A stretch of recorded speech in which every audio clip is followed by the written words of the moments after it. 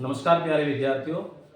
आराधना degree college के online मंच पर आपका स्वागत और अभिनंदन है।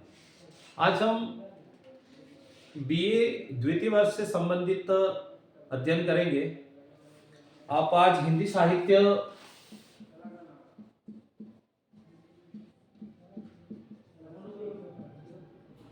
के आदिकाल हिंदी साहित्य के आदिकाल का अध्ययन करोगे।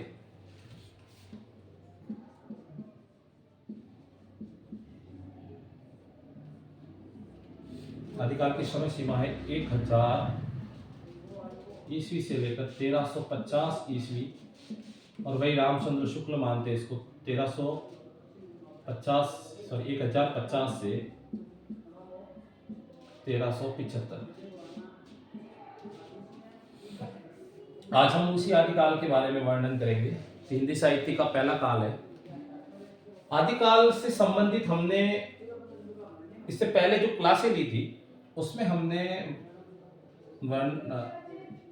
पढ़ा था नामकरण, किस प्रकार आदिकाल के नामकरण हुए। उसके बाद में दूसरा हम बिंदु पढ़ते हैं प्रथम कवि से संबंधित, कि आदिकाल का प्रथम कवि कौन है, हिंदी साहित्य का प्रथम कवि कौन है। इसके बाद में हमने पढ़ा था आदिकाल में कौन कौन से साहित्य रचे गए। तो मुख्यतः हम 5 प्रकार के साहित्य पढ़ते हैं आदिकाल के दौरान।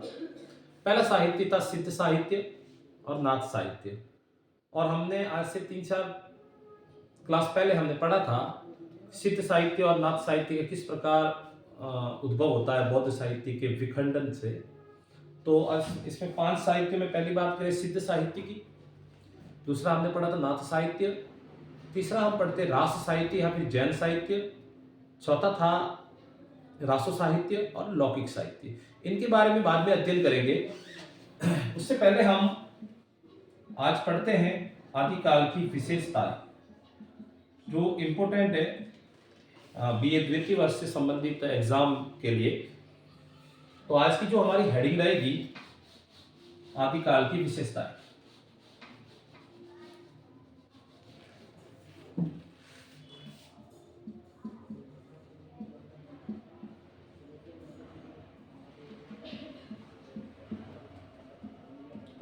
आदिकाल की विशेषताएं। पहले अगर विशेषता की बात करें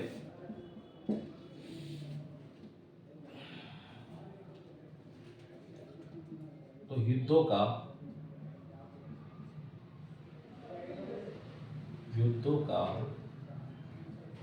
सजीव चित्रण।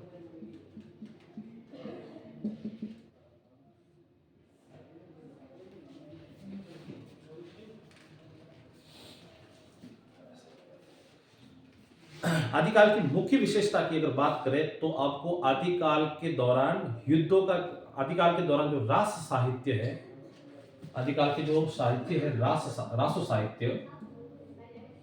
साहित्य में मुख्यतः जो रासो ग्रंथ है पृथ्वीराज रासो, खुमान रासो, हमीर रासो, परमाल रासो, ये जो ग्रंथ है इसमें आपको मुख्यतः युद्ध संबंधित विवरण मिलेगा। पृथ्वीराज रासो मोहम्मद गौरी और पृथ्वीराज तृतीय के मध्य युद्ध को दर्शाता है। खुमान रासो खुमान द्वितीय जो चित्तौड़ से संबंधित है और अल-मामून बगदाद से संबंधित है, इन दोनों के मध्य जो युद्ध का विवरण है वो दर्शाता है। हमीर रासो हमीर देव वर्सेस अलाउद्दीन खिलजी, और परमाल रासो में आला उदल परमर्दी देव के 2 सेना नायक थे, उनका युद्ध हो जाता है पृथ्वीराज चौहान तृतीय के साथ में। तो आपको क्रमशः इसमें युद्ध संबंधित विवरण देखने को मिलेगा। तो जो इसमें युद्ध संबंधित जो विवरण है वह जैसे सजीव है, जैसे आपको लगेगा कि आपके आंखों के सामने घटित हो रहा है। इन रासो ग्रंथों में जो युद्ध का विवरण है वो सजीव आपको दिखाई देगा। खुद गुरुदेव रविंद्रनाथ टैगोर भी स्वीकार करते हैं कि रासो ग्रंथ में जो इन कवियों ने इनका वर्णन किया है, चारण कवियों ने जो इसका वर्णन किया है, वह जैसे सजीव सा लग रहा है। उसमें आपको घोड़ों की टाप सुनाई देगी, उसमें आपको हाथियों की सिंगार, आपको तलवार की झंझनाहट, वीर सिंहनाद या वीरों का शंखनाद जैसे आपके आंखों के सामने घटित होता है। अब ऐसा ये इस तरह इसलिए होता था कि उस समय इन वीरों के साथ में चारण कवि युद्ध क्षेत्र में मौजूद रहते थे और उसी के फलस्वरूप उन्होंने इस युद्धों में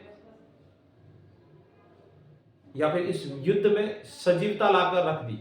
और वही आज हम पढ़ते हैं तो ऐसा लगता है कि हमारे आंखों के सामने यह युद्ध हो रहे हैं और यही आदिकाल की एक मुख्य विशेषता उभर कर सामने आती है कि युद्धों का सजीव चित्रण। इस तरह से दूसरी अगर विशेषता की बात करें तो वो है वीर रस के साथ श्रृंगार रस।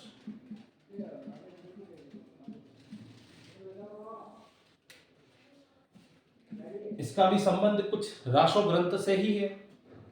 इस जैसे पृथ्वीराज रासो की बात करें तो इसमें पृथ्वीराज चौहान का युद्ध हो बताया जाता है जयचंद एवं मुहम्मद गोरी। और क्यों होता है? उसी प्रेम के लिए सहयोगिता जो जयचंद की पुत्री थी, इसी के लिए। तो इधर ये बात है, ये युद्ध या वीर रस से बात रिलेटिव बात हुई और इसमें जो प्रेम रस की बात आ रही है वो श्रृंगार। इतिहास गवाह है कि हर सुंदर चीज के लिए युद्ध हुआ है या फिर हर सुंदर चीज के लिए हमें वीरता बतानी पड़ती है। तो वही बात यहाँ पे भी साबित हो रही है कि वीर रस के साथ में आपको श्रृंगार रस भी देखने को मिलेगा।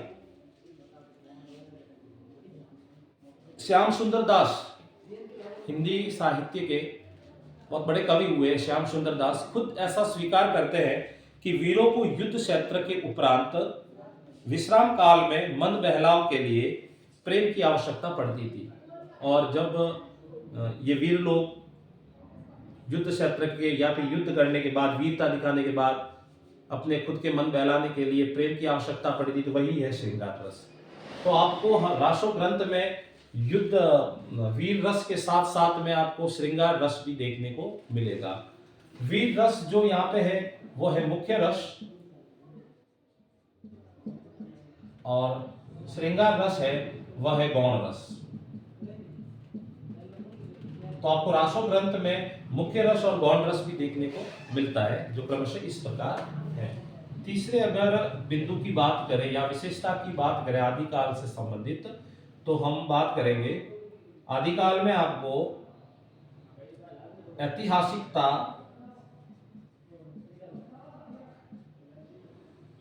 के साथ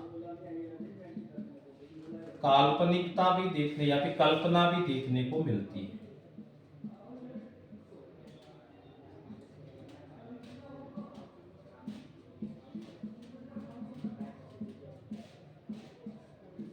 अर्थात आपको इतिहास के साथ कोरी कल्पनाएं भी देखने को मिलेगी, क्योंकि उस समय चारण लोग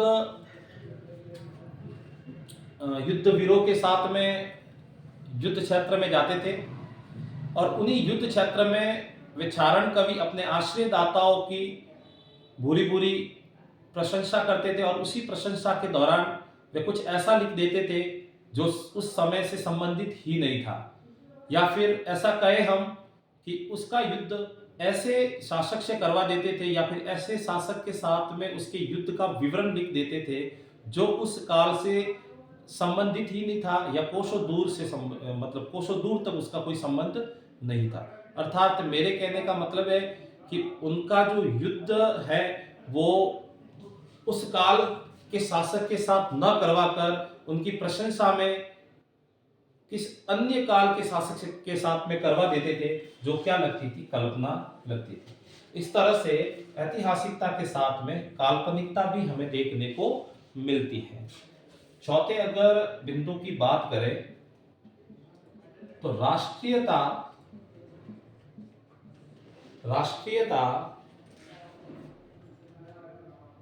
का अभाव आदिकाल की मुख्य विशेषता है कि आपको राष्ट्रीयता का अभाव देखने को मिलेगा। अब राष्ट्रीयता कैसे? उस समय जितने भी शासक हुए वह सिर्फ अपने प्रांतों को लेकर बैठे रहते थे। जैसे जालोर का शासक है, वो जालोर तक ही सीमित था। आबू का शासक आबू तक ही सीमित था। रणथंबोर का शासक रणथंबोर तक ही सीमित था। अर्थात कहने का मतलब ये कि जालोर के शासक को आबू के शासक से कोई मतलब नहीं था। अगर मतलब होता तो बड़ा राष्ट्रीयता होता, यानी कहने का मतलब क्षेत्रवाद तक ही वह सीमित रहे। उनके अंदर राष्ट्रीयता का अभाव देखने को मिला। रासो साहित्य में या फिर आप आदिकाल से संबंधित तमाम रासो ग्रंथ पढ़ेंगे तो आपको ऐसे ग्रंथ ही पढ़ने को मिलेंगे जिसमें राष्ट्रीयता का अभाव देखने को मिलता है। ये लोग आपस में मिलजुल कर सहयोग से काम नहीं कर पाए और अपने क्षेत्र के लिए ही काम कर पाए। इसलिए इसको हम इस बिंदु में रखेंगे कि राष्ट्रीयता का अभाव उस समय देखने को हमें मिला।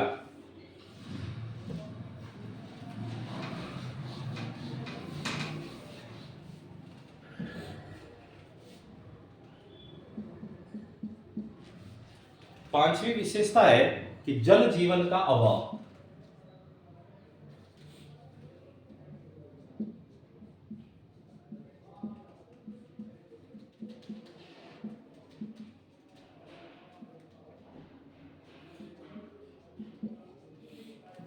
आदिकाल की एक अन्य विशेषता को हम पढ़े तो आपको जन जीवन से संबंधित अभाव देखने को मिलेगा।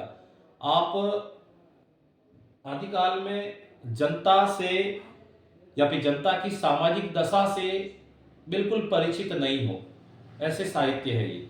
यानी आदिकाल में तमाम जो साहित्य लिखे गए उनमें जनता से कोसों दूरी बना ली थी। इसलिए हम कहेंगे जन जीवन का पूर्णतः आदिकाल के साहित्यों में अभाव या फिर आदिकाल में अभाव देखने को मिलता है। छठी अगर विशेषता की बात करें तो रासो साहित्य, मैं पहले ही इसका विवरण दे चुका हूं। इस समय आपको 5 प्रकार के साहित्य या फिर आदिकाल में आपको 5 प्रकार के साहित्य देखने को मिलते हैं। उसमें मुख्य साहित्य है वो है रासो साहित्य। आपको रासो साहित्य देखने या पढ़ने को मिलेगा आदिकाल के दौरान, और उसमें मैंने आपको नाम बता ही दिए हैं बहुत सारे रासो ग्रंथ के जो उस समय से संबंधित है। आप रासो साहित्य में वीर रस श्रृंगार रस पढ़ेंगे।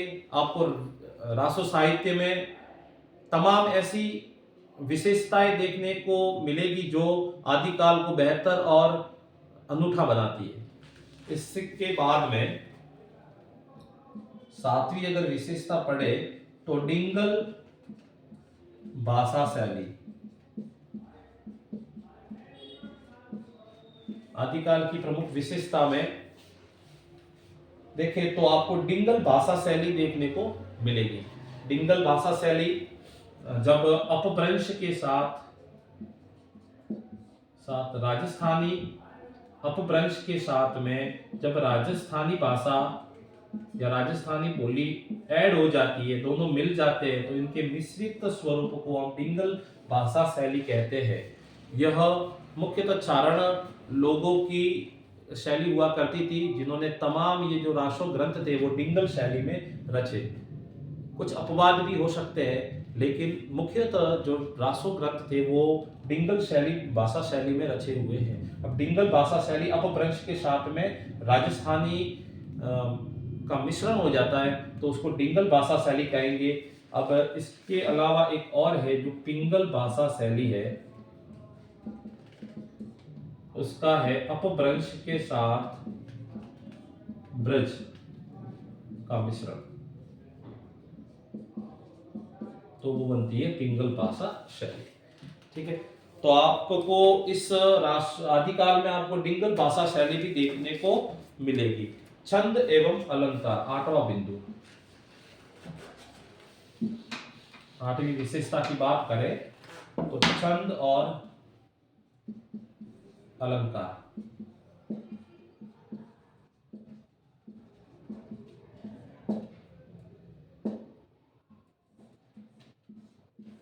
आदिकाल में जो साहित्य रचे गए उन साहित्यों में आपको अलंकार और छंद भी देखने को मिलते हैं।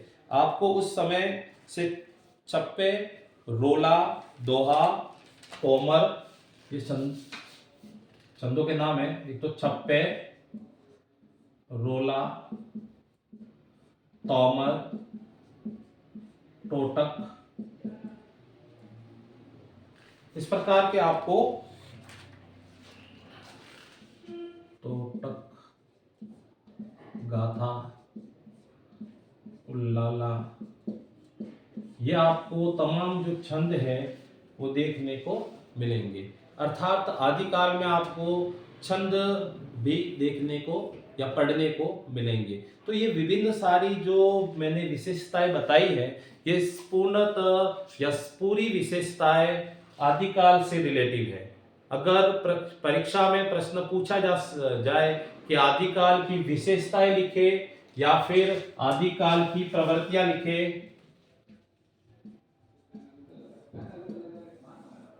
तो ये तमाम बिंदु जो है वो लिख देना। आज की क्लास में इतना ही। धन्यवाद।